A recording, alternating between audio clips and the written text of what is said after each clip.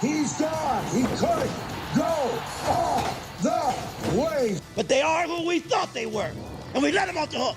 Playoffs? Don't talk about it. Playoffs? We talking about practice. You play to win the game. Playoffs? It's like taking poison, like rat poison. It's Division I football. It's the Big 12. It ain't intramurals.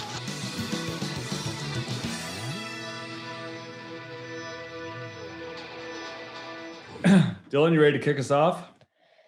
Yeah, so we always just started off just to get to know a little bit about who we're interviewing. So just kind of give us a rundown of your life, sports, what food you like, just a little bio of your life. Yeah, just a little background of growing up and that type of stuff, right? Yeah.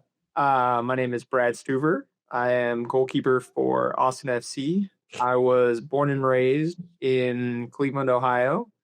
I went to university at Cleveland State University. I turned pro after that. And then I played with Columbus Crew, New York City FC. And this is my 6th year with Austin FC. Awesome. That's awesome.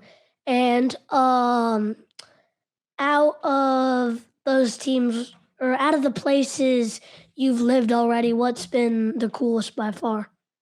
I think each city that I've lived in is given a little bit different. Obviously, playing in Columbus, I was close to home, so we got to see family a lot. Moving to New Jersey and playing in New York City and playing at Yankee Stadium was a unique experience. Not always the best for soccer games, but being able to say that you played in Yankee Stadium was very cool, and we enjoyed our time in New York. But living here in Austin, we've really found a home here over the last 6 years. This is the longest that we've ever been in one place during my professional career. So we really love it here outside of the 2 months of unbearable heat. Yeah. What's your favorite part about Austin? So for me, I mean, obviously I love the barbecue. But I think just the community in Austin, it reminds us of home.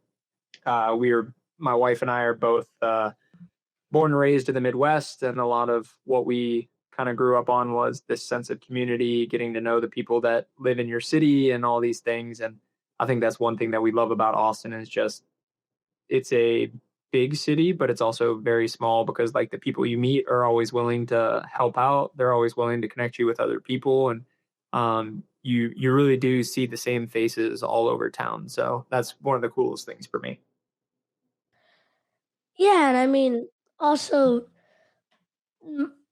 in my opinion, Austin, like, it does feel very friendly. Like, I could be in a car, like, this afternoon earlier, I was going to golf lessons, and I was eating a mango like a rabid beast, and a couple people waved to me from their car. I'm like, it's very friendly. A couple people on the sidewalk, like, I'm eating a mango like I've never been taught to eat.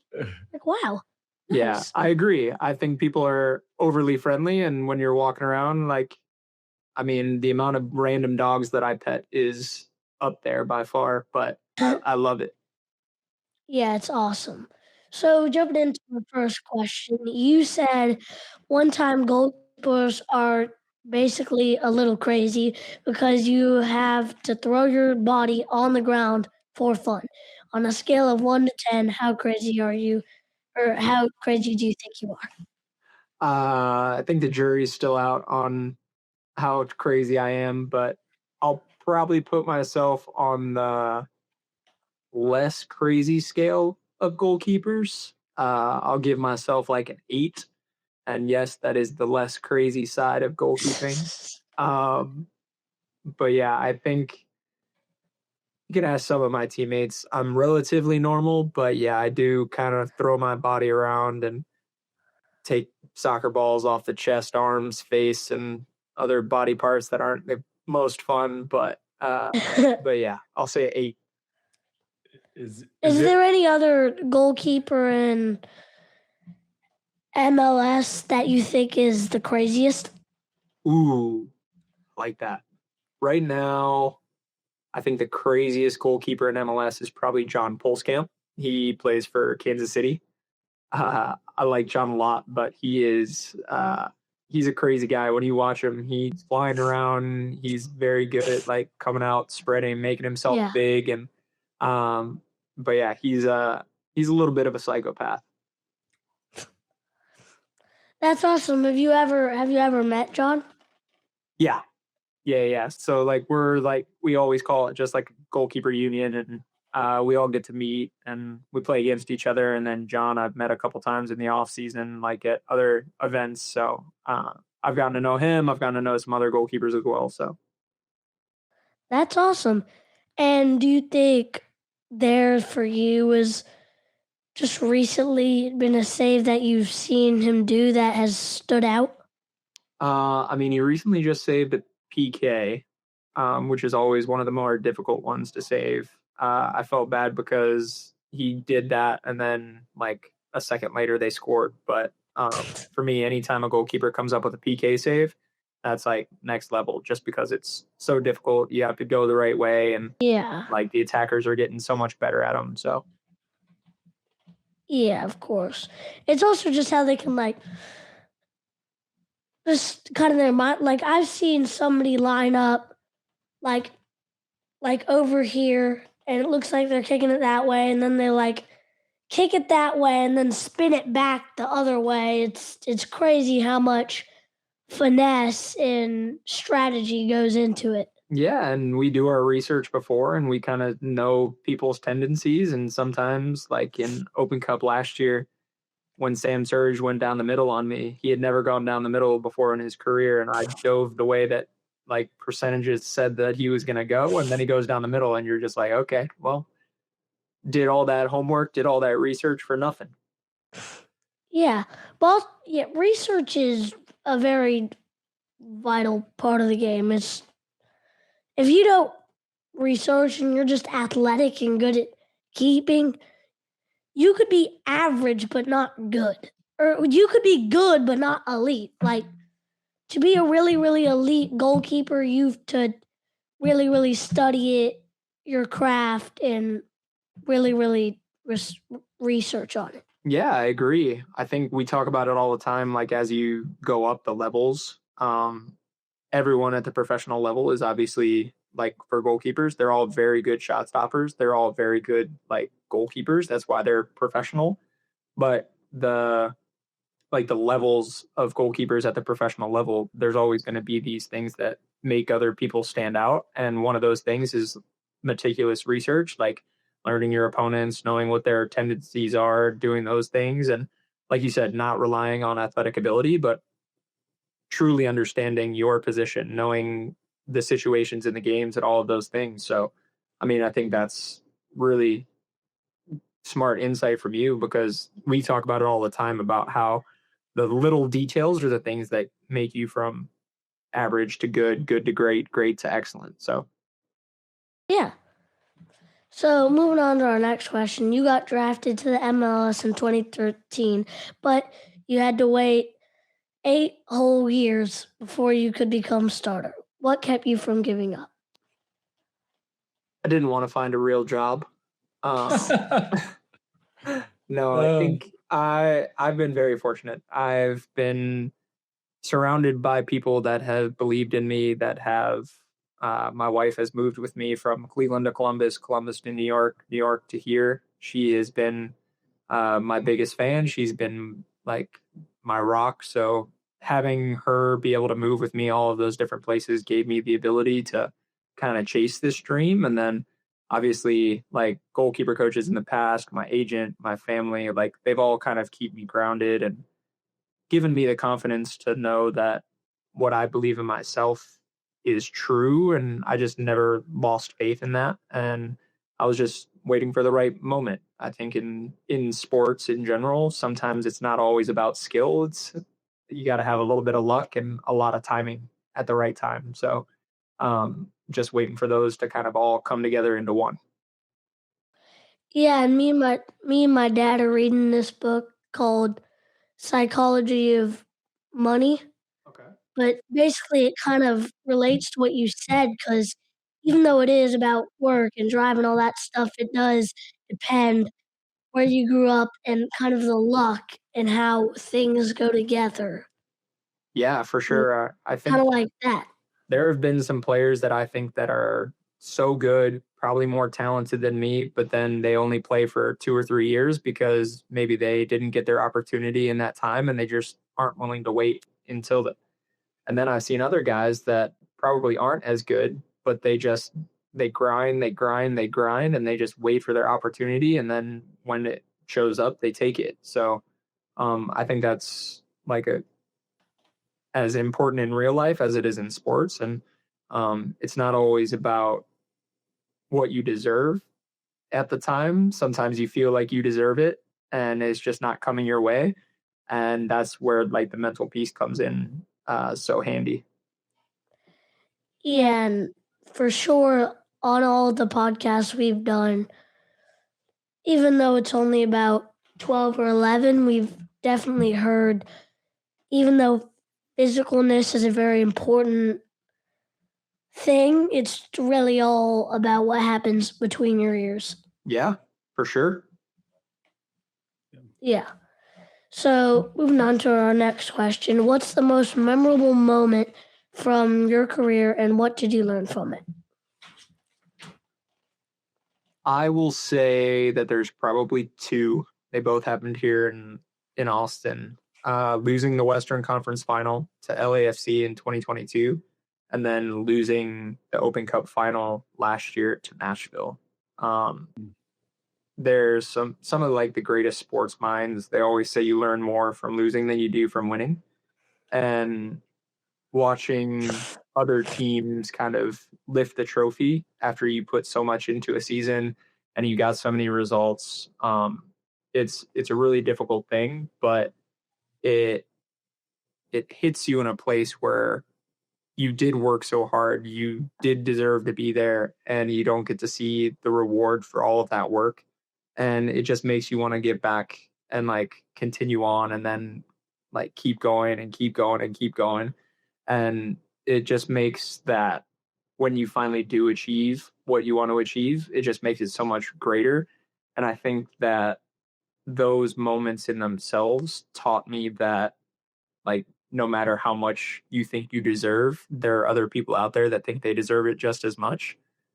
So in those moments, you have to find ways to overcome like your opponent in those moments. Yeah. And also, what a lot of people have said is also their most memorable moment.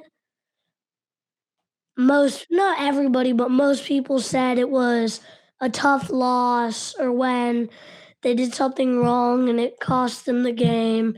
And as you said, some people do say it's really the losses that count and the losses that help you grow. Unfortunately, people always remember losses more than they remember wins. Yeah. And unfortunately, we live in an age where the losses get amplified by the amount of people that talk about it, because when you win, everyone's celebrating. They forget about any errors that happened during that. But when you lose, everyone starts nitpicking. They're like, well, you didn't do this, you didn't do that, you didn't do that. And then it just kind of keeps amplifying. Like when you win, it's just like, oh yeah, they won in there. You can barely tell like who was on the team, all that thing. But those losses, everyone kind of amplifies that. We just live in a society right now that is hyper focused on negativity and negative things, and trying to switch that mindset and using those negative moments as like a positive rebound for people is very difficult. Yeah, and some of the greatest athletes of all time are the people who did that. Yeah. I don't know if you are a tennis fan, but Roger Federer had a speech once where obviously he's like one of the greats in tennis. He's like one of the big three over the course of my lifetime. And he did this speech where he asked people about how many titles he won, which is so many. He has like 20 Grand Slams, all these things. But he asked the audience, he was like, how many points in a tennis match do you think I won over my 1,000 games? he only won 54% of his points, but he won 20 Grand Slams. So his message in that was like, even though he won so much, he still only won about 50% of the time. So even to be truly great, it's not like he was winning 100% of the time. He was still failing almost half the time. So like for me, that's one of those speeches that I always continually go back to and listen to, because he is one of the greatest tennis players of all time, and he still failed about half the time. Yeah, that percentage is crazy. I'm not a tennis fan, but I know who Don Budge is and Roger Federer. Nice. That's really it. Yeah. I Too bet you old know people. more about tennis than you think you do if we start. Really? Yeah. You know what I love? If you started watching, I bet you would know more. Yeah, I love looking into like stats and players, so I bet I could pick it up quickly. Yeah. Relatively, because also in tennis, technically it's a team sport, but not really. So it'd be a little easier to learn the people. Yeah. Because I'm a big American football fan. I basically, if I'm memorizing the whole team, I gotta memorize like 80 guys. Yeah, that's a lot. Which is a lot. Yeah. But tennis, you only know like 2 or 3, 5 at the most. I know I probably know 11, like one side of the ball. There you go. Football, there you go. Yeah.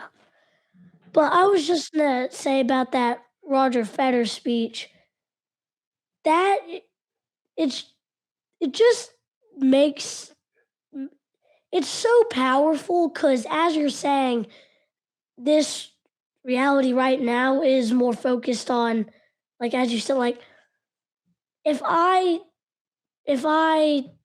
will confess, if the 49ers won, I would just be like, yay, kind of we won, get excited about it. But if we lost, I'd be saying all this stuff. And then I think about it, that's like coming from the other person's point of view, that is really powerful and a good thing to think about when you're a fan. Or like just to praise the wins more and the negatives less. And I think that it's a really, really good opinion. Yeah.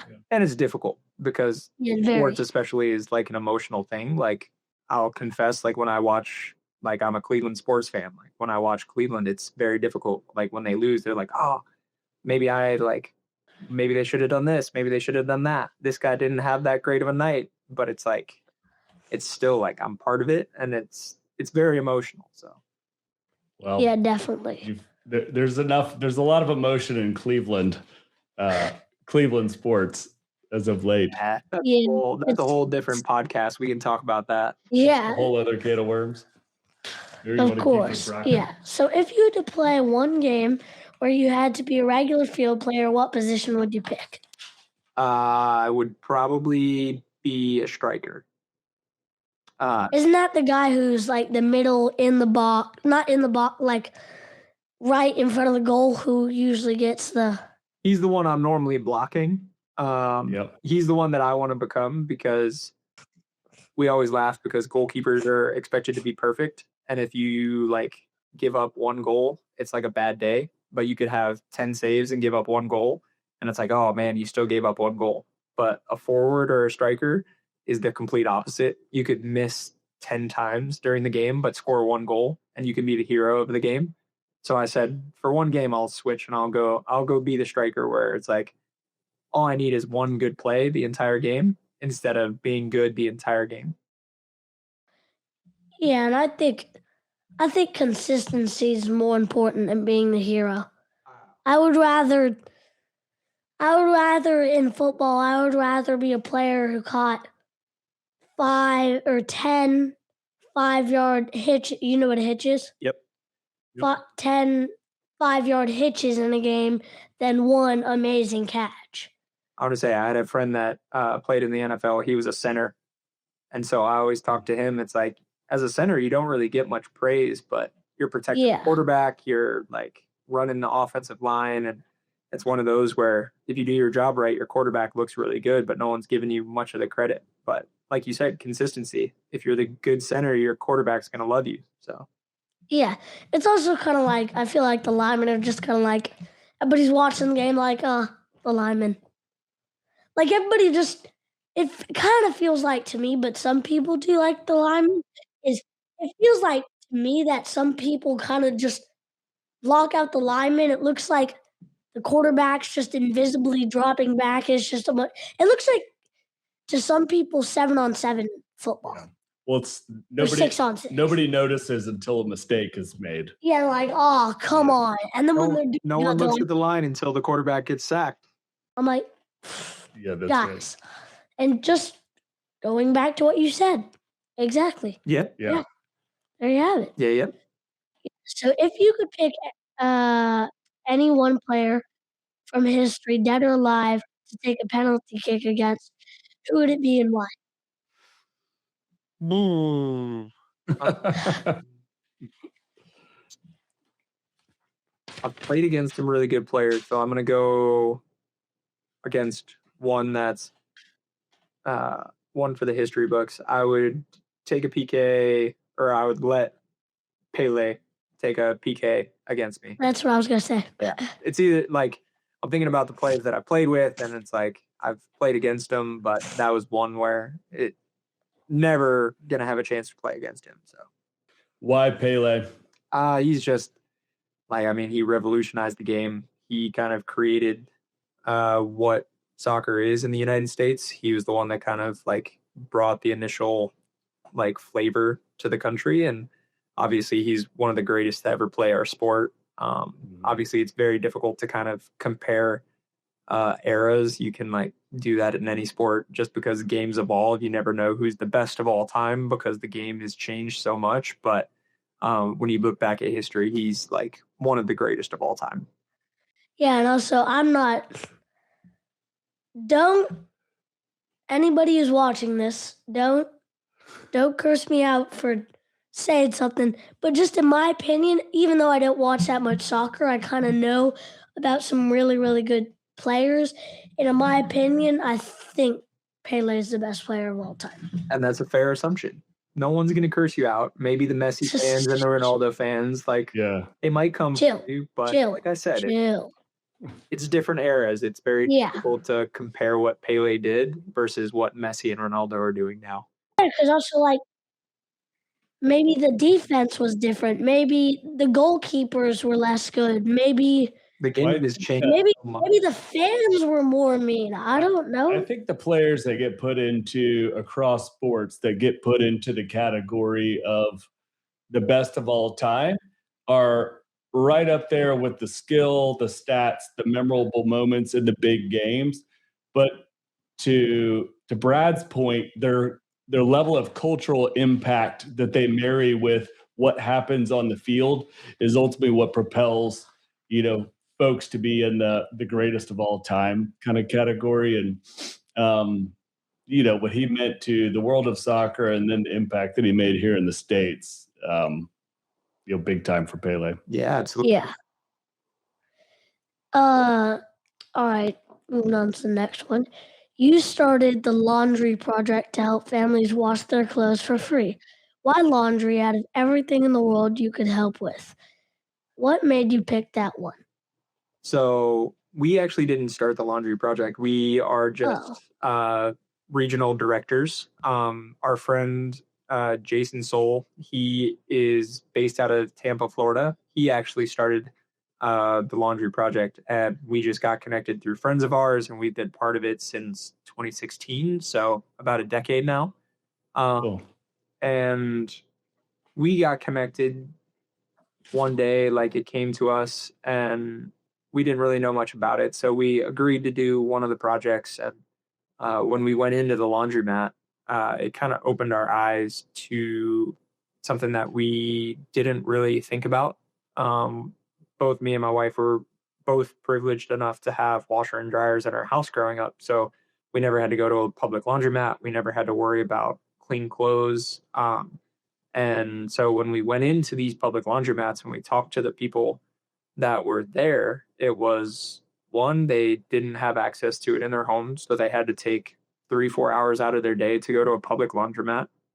Two, it's very expensive. I don't know the last time that y'all have gone to a public laundromat, but it is not cheap to use those machines.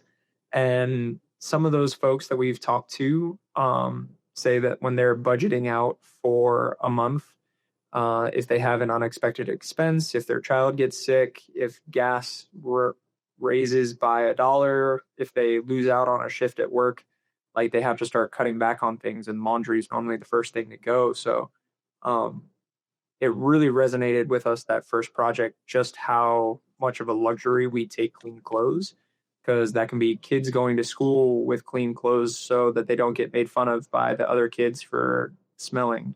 It's having clean clothes for an adult who is going to a job interview for the first time. And all of these things just kind of resonated with us. So we wanted to kind of jump on board and amplify the message and kind of continue that work in everywhere we've gone. And we're lucky here in Austin. Since 2021, we actually just surpassed 10,000 loads of laundry in a little over 5 years. So we're very fortunate that people believe in that mission and believe in that work. And we've been able to kind of amplify that. Cool. How does the program work? So we have kind of like regional directors, like my wife and I. We have those in over, I think, 60 cities across the nation. We all fundraise our own money. We fundraise laundry supplies, and then we just partner with public laundromats in our cities, and we choose days, and we just kind of tell them, hey, we're coming in this day. Let everybody know that comes to your laundromat that we're coming in this day. So if they want to come in, we try not to like publicize the days too much, because we want the folks that use those laundromats organically to come in. And obviously, like, the more money we can fundraise, the more project days we can have. And we have volunteers that go in. We don't really do the laundry. Most of the laundromats have cards now, and we just swipe the card. We tell them what we're doing. And for about 3 to 4 hours, anybody that walks through the door, we just make sure that they get their laundry done for free that day. So cool. Do you have a memorable moment from doing those projects that sort of stand out? Kind of the stories I was talking about a little bit ago, just kind of hearing like about the family life, the aspect of like budgeting it out for a week. But we really do try and turn these events into like a community building. It's not just like we're in there and just doing the laundry and not talking to folks. Like, we've taken soccer balls in, we've played with the kids, like in the laundromat, like dribbling through the aisles. We take coloring books and all those. I think one of the most unique projects we had was right after the school shooting in Uvalde, Texas, years ago. We went down to Uvalde and we partnered with another organization, and we kind of fundraised school supplies, and we took them down there. And so we were doing free laundry, and then anybody that drove by, they could get like notebooks, crayons, pens, pencils, all that. And I think for me, that's one of the shining moments of like my time. I know like other places, like the laundry projects in Florida have done like hurricane relief projects. And so like it just like transcends every day as well. Yeah. Yeah. It's so meaningful to take it right to the people and get to see who you're impacting up close. Yeah. That's awesome. Yeah. And in my school, we do talk about a lot of nonprofit programs, and my school partners with a lot of them. Yeah. But so you take questions from reporters every week. What's the secret to giving a really good answer when somebody asks you something hard?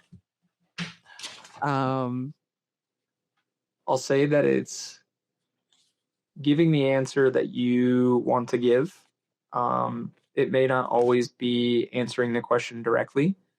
One of the biggest things is giving the right amount of information while still withholding certain details that may not need to be shared.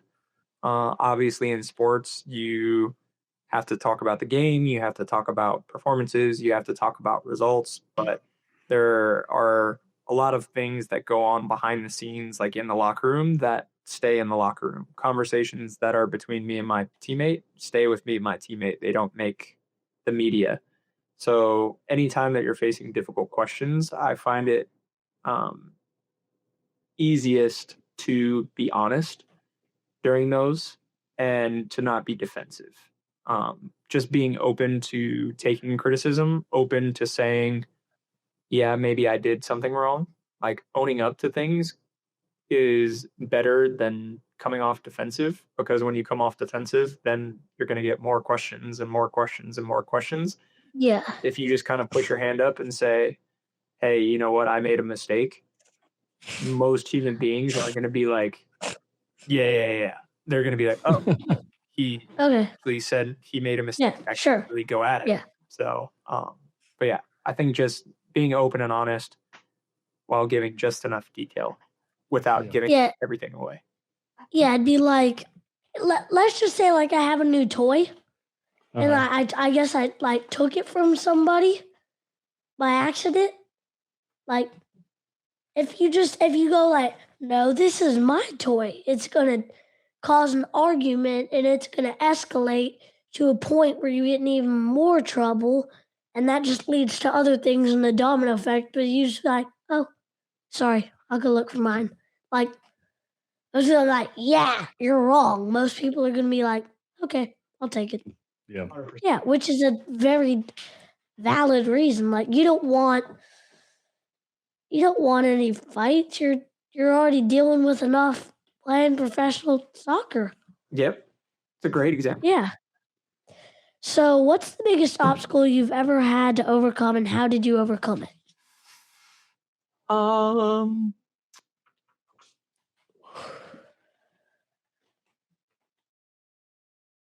Wow, there's so many.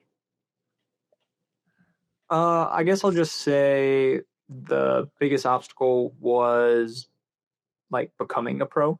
I think the college that I went to, me not having like a big like name and all those things, it was very difficult for me to turn pro, just because at that time, like, you had to get drafted and all these things. So I was very lucky that I had people that kind of sent me out on training trips.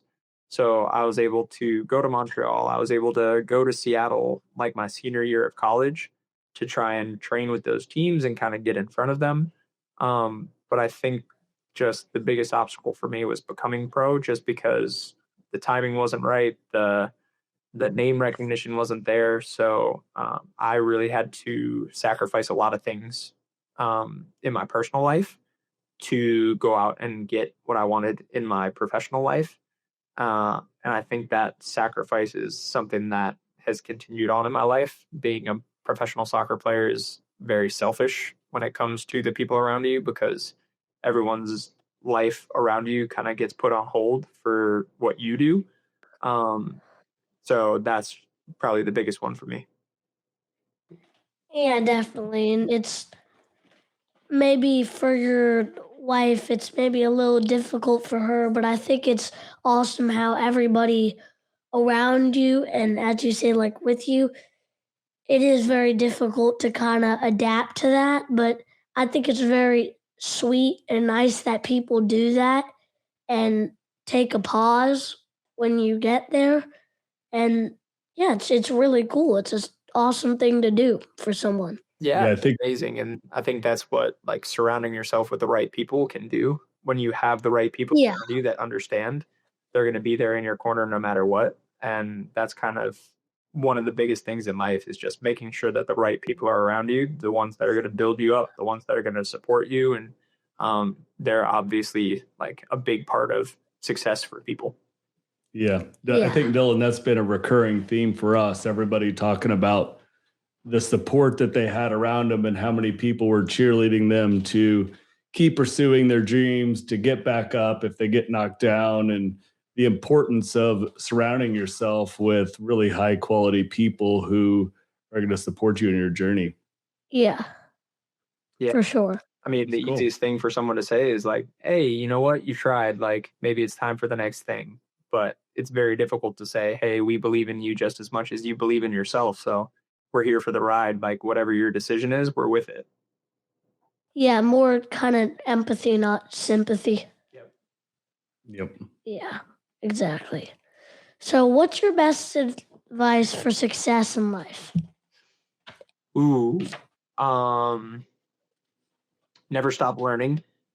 I think I've learned that throughout my career. I think my wife has learned that throughout her career. The biggest thing is when someone thinks that they've learned everything they need to, they've accomplished everything they need to, they just kind of fall into this complacency where there's no growing and there's no like innovating independence. For me, like life is a continual journey of learning, and you're never going to know everything about everything. So there's always something to learn, no matter how old you are, no matter how young you are, no matter how experienced you are in one thing, you're still capable of learning so much. So I think for success is just knowing that you don't know everything, accepting that you're willing to learn more, whether that's from someone that's like less experienced than you can still learn from them. But yeah, I think that's really important for people. Yeah, definitely. And like, just kind of adapt or die. Like, if you're not growing, adapting, evolving, making decisions, you're gonna fail. Yeah, and we talked about it. Everything is Like you also can't be really, really good in college and get to the NFL and be like, I made it. Yeah. And then just kind of like not practice, kind of slack off, be like, oh, I have a game today. Like, sure. Yep, for sure. Like, because I also think there's a difference between a player who wants to get into the NFL or wants to play football. Yeah. Definitely. Yeah. Yeah. And also, I guess what I'm hearing, Dylan, is also just, if you never stop learning, that means that you're always curious and to always be looking for whether it's the person sitting next to you. Is there an opportunity to learn? Is there a book you can pick up? Could you look at your mistakes and understand what to learn from there?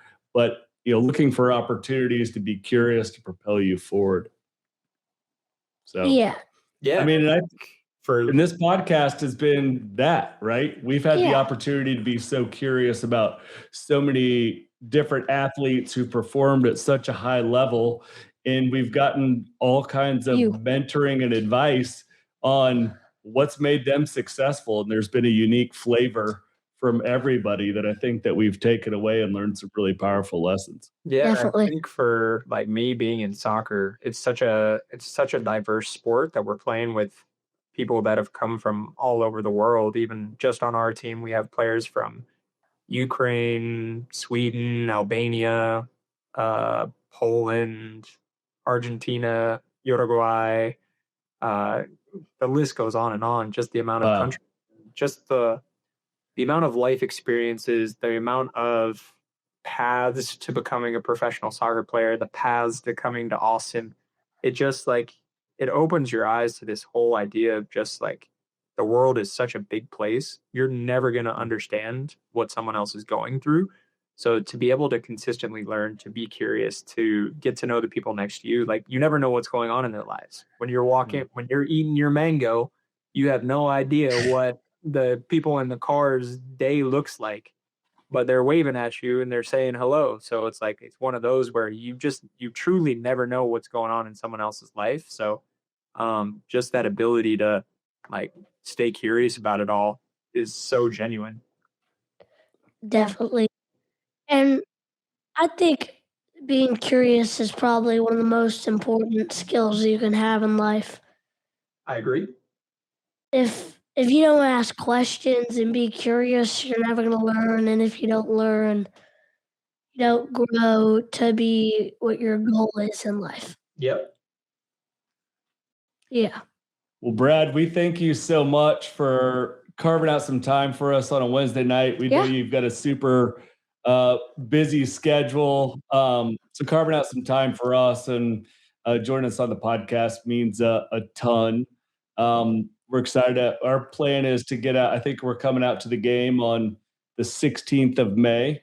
So we'll be excited to come out there and root you guys on and see you and Brendan out there on the field. We'll take on a whole new meeting given the conversations that we've had. So we're excited to come root for you guys. Yeah. Amazing. Thanks again for having me on. Questions were amazing. I can't imagine being so smart as you are at your age, Dylan. This is Thanks. so crazy to see. But yeah, looking forward to having you out at Q2. Hopefully we can meet in person while you're there. Yeah, that'd be fantastic. It'd be awesome. Well, have a wonderful night. Thanks so much, Brad. Yeah. Bye. Thanks, y'all. He's gone. He could go all the way. But they are who we thought they were, and we let them off the hook. Playoffs? Don't talk about it. Playoffs? We talking about practice. You play to win the game. Playoffs? It's like taking poison, like rat poison. It's the